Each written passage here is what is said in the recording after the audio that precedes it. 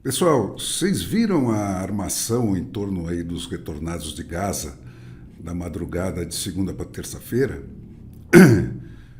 Todo o aparato publicitário do Lula com o bote armado na porta daquele avião, que nem foi escolhido por acaso, nem era o melhor que, que a Força Aérea tem para aquela missão.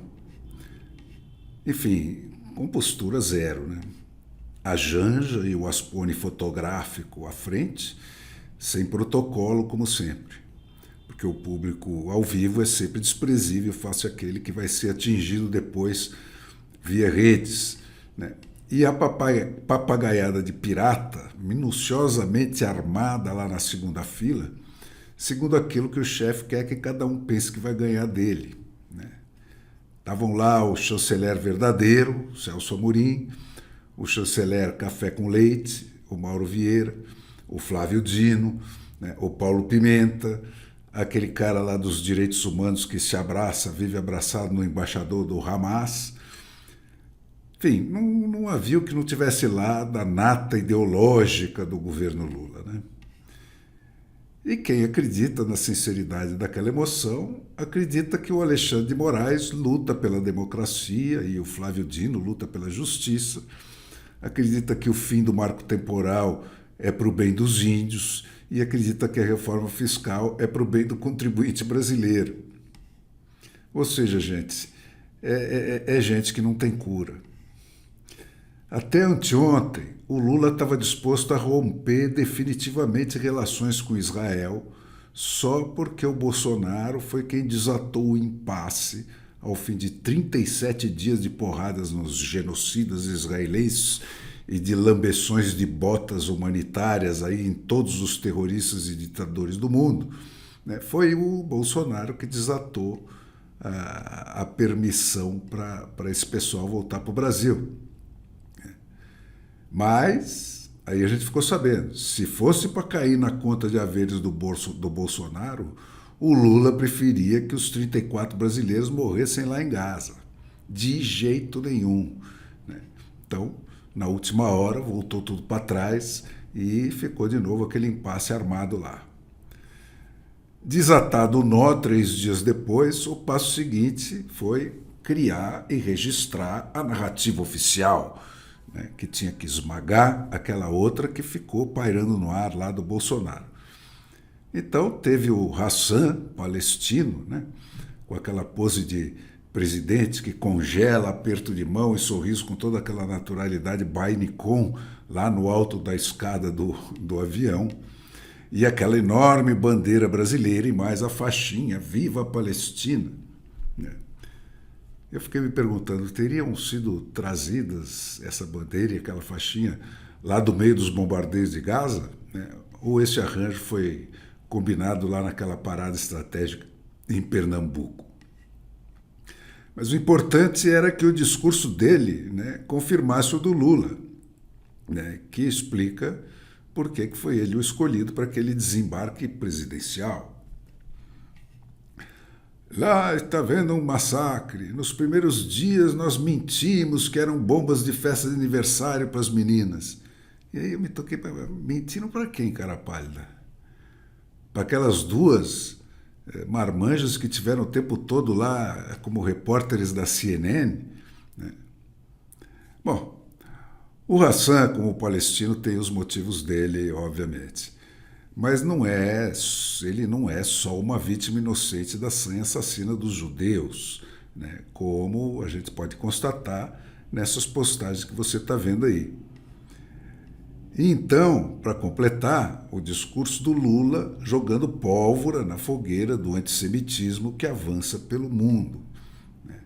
Um presidente da República fazendo esse papel. Israel é mais terrorista que o Hamas, coitadas das criancinhas e tal.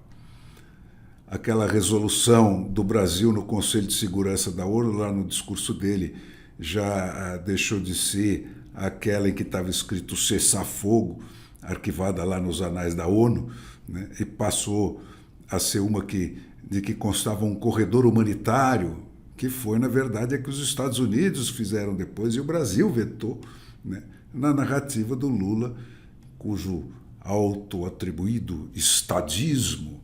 12 países aprovaram, mas os Estados Unidos vetaram, e etc, e etc, etc. Sobre o Hamas, claro, nem um pio, como é da lei do esquerdista tomador de poder. Jamais qualquer centímetro de recuo de território conquistado.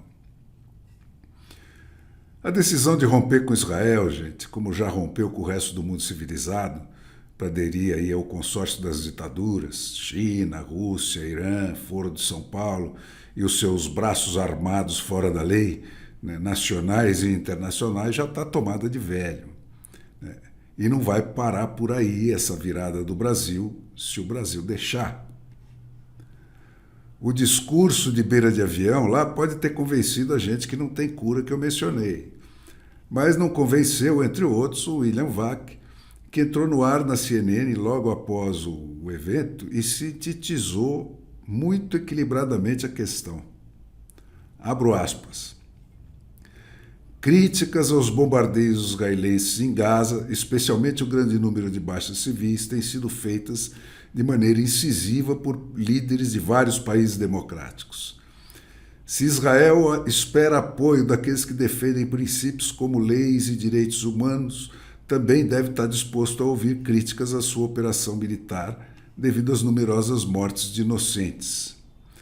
No entanto, ao equiparar a resposta israelense aos atos terroristas do Hamas, o presidente Luiz Inácio Lula da Silva, do PT, perdeu a legitimidade para intensificar as críticas a Israel, feita por países democráticos como França e Estados Unidos, entre outros. As ações de Israel são de um governo sujeito à deposição pelo voto, em um país que pode ser constrangido por diplomacia e por tratados internacionais.